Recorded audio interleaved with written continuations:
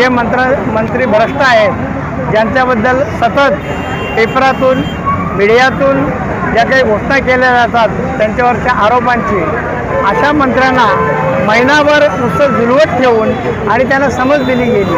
म्हणजे जेव्हा न्याय हा चोराच्या हातात जातो त्यावेळेला ते चोर चोरासारखे वागतात। आणि आजचं जे सरकार आहे हे चोरांचं सरकार आहे, त्यांच्याकडनं कुठल्याही प्रकारची अपेक्षा करता येणार नाही। युती शासनाचं ज्यावेळेला म्हणजे शिवसेनेचा मुख्यमंत्री होता त्यावेळेला अनेक लोकांना आरोप झाले।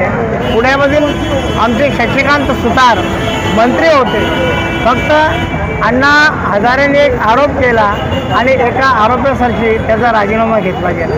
असे अनेक मंत्री होते। आता जे मिन्नतच्याकडे आहेत त्याच्यात पण काही मंत्री आहेत की ज्यांचे शिवसेनेने राजीनामे घेतले की तुम्ही लोकांच्या समोर राहण्यास किंवा लोकांच्यामध्ये काम करण्यास तुम्ही लायक नाही आहात। आज या महाराष्ट्रामध्ये दर 10-20 महिलांच्या मागे एक महिला क्षतिग्रस्त झालेली आहे।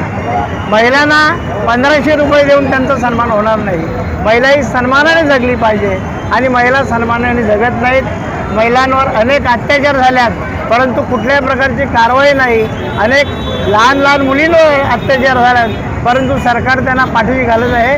अशा सरकारचा आम्ही जाहीरपणाने निषेध करतो आणि जे भ्रष्ट मंत्री आहेत त्यांना जोपर्यंत मंत्रिपदावरून काढत नाही तोपर्यंत हे शिवसेना आंदोलन। खरं तर उद्धव बाळासाहेब ठाकरे शिवसेना पक्षाच्या वतीने हा खरं तर जन आक्रोश आंदोलन आहे।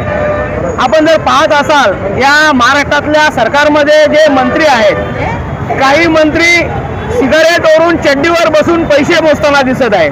काही मंत्री जिथं आपल्याला खरं तर लोकांचे न्याय निवाडा झाला पाहिजे, लोकांच्या योजना व्यवस्थित झाल्या पाहिजे, शेतकऱ्यांना चांगला हमीभाव मिळाला पाहिजे, अशा प्रश्नांची उत्तर देण्यासाठी जिथं आपण अधिवेशन भरत होतो तिथं तर एक मंत्री डायरेक्ट रमी खेळतोय। आणि तुम्ही विटंबना बघा ना, मतदारांची विटंबना किती होते, जनतेची विटंबना किती होते। ज्या मंत्र्याला रमी खेळताना व्हिडिओ क्लिप आले आणि विरोधी पक्षाच्या मंत्र्यांनी किंवा विरोधी पक्षांचे जे आमदार आहेत त्यावेळी मागणी केली की यांचा राजीनामा घ्या। राजीनामा तर घेतला नाही परंतु त्यांना क्रीडा खाता दिला। हे कारण असं आहे की हे तिघजण मिळून जे सरकार स्थापन केलेलं हा पूर्ण भ्रष्ट सरकार आहे। त्याच्यातले मंत्री खूप मागावलेले आहेत। एक मंत्री तर असा आहे तर तो कधी चड्डीवर येईल, कधी बनियानच अंगात बसेल आणि काय दादागिरी करेल। अशा दादागिरी मंत्र्यांचा राजीनामा जोपर्यंत घेत नाही तोपर्यंत शिवसेना पक्ष गप्प बसणार नाही आणि आपली ही जनताही गप्प बसणार नाही। की या महाराष्ट्रामध्ये ज्या वेळेला महाविकास आघाडीचं सरकार होतं त्यावेळेला महाराष्ट्रामधले बार हे बंद केले होते।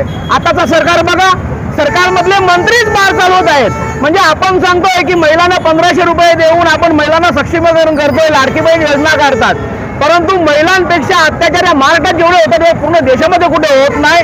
हा सरकार आता महिला जाणून पडतील हा माझा ठाम विश्वास आहे। राज्यामध्ये या भ्रष्ट महायुती सरकारच्या विरुद्ध आणि सरकारमधल्या अनिती असलेल्या मंत्र्यांच्या विरुद्ध संपूर्ण राज्यात एकाच वेळेला प्रत्येक जिल्ह्यामध्ये आंदोलन होत आहे आणि हे आंदोलन शिवसेना उद्धव बाळासाहेब ठाकरे या पक्षाच्या वतीने होत आहे। राज्याच्या प्रत्येक जिल्ह्यातल्या ठिकठिकाणी हे आंदोलन भव्य महाभ्रष्ट युती सरकार हे आहे त्याबद्दल जनसामान्यांचा आवाज दिवसेंदिवसच्या बरोबर शिवसेना उद्धव बाळासाहेब ठाकरे नेहमी आहे हे दाखवण्याच्या बरोबर रस्त्यावर उतरवत, कारण शिवसेना रस्त्यावर संघर्ष करणारा पक्ष आहे। दुसरं असं की निर्माण झालेली आहे आणि नवीन गँग कोणती आहे, चड्डी बनियन गँग होते।